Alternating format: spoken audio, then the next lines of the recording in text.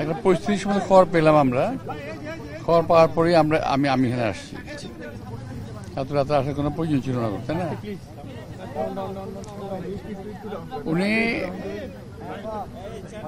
কতটুকু স্টেবল এটা ডাক্তাররা বলতে পারবে।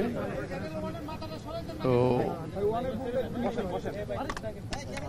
যে অত্যাচারটা ওনার উপরে হয়েছে বিগত সরকারের সময়, তার রেজাল্ট আমরা এখন পাচ্ছি, এখন দেখতে পাচ্ছি তাকে ওনার এই ভালো থাকে এই খারাপ থাকে, এই ভালো থাকে এই খারাপ থাকে। তো উনি এই মুহূর্তে আমার কাছে আমি পার্সোনালি মনে করতেছি যে এই মুহূর্তে উনি স্টেবল নন। তো আরো একটু ইমপ্রুভ চিকিৎসা পেলে হয়তো ভালো হবেন, ভালো থাকতে পারেন। যেটা আমাদের দায়িত্ব, আমরা চেষ্টা করব যে ওনাকে সুস্থ করার জন্য যতটুকু ট্রিটমেন্ট করা দরকার করবো, তো করার চেষ্টা করবো। আমরা ট্রিটমেন্ট করবো ডাক্তার। আমার সঙ্গে কোনো ডাক্তার সঙ্গে দেখা হয় নাই যে ডাক্তারকে আমি জিজ্ঞেস করবো কেমন আছে। তা আমি যতটুকু দেখছি, আমি যতটুকু বুঝি আশেপাশের সবার সঙ্গে কথা বললে, যে she is not perfectly alright, but there is chance হয়তো রিকভারি হতে পারে। আসলে দেশবাসীর কাছে আসলে কি বলবেন আপনারা দলের? দেশবাসীর কাছে আমার আবেদন থাকবে, আজকে তো সারা দেশে শুক্রবারে দেওয়া হয়েছে। আমি মনে করি দেশবাসীর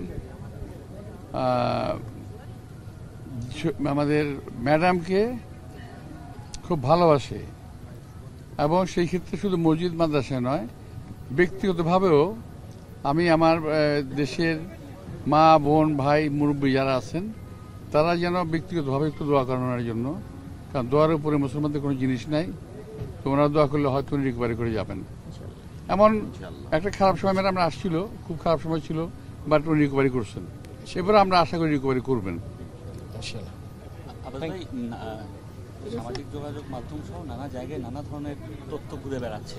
দায়িত্বশীল জায়গা থেকে আপনি যদি একটু আশ্বস্ত করেন বা আমরা সালাম দিয়েছি, উনি মাথা না দিয়েছে।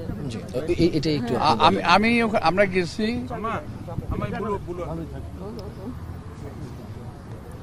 আমরা ওখানে গেছি একটু দূর। হ্যাঁ, এটা একটু বলেন, কারণ আমরা আসলে একদম বেশি ইয়ে হয়তো। আমরা দূরত্ব বজায় রেখে ওনার সঙ্গে কথা বলার চেষ্টা করেছি, কিন্তু উনি বোধহয় সিরিয়াসলি অথবা অন্য কোনো অবস্থা আছেন। তো উনি আমাদেরকে চিনতে পেরেছেন এবং আমরা সালাম দিয়েছি, তার রিপ্লাইও দিয়েছেন।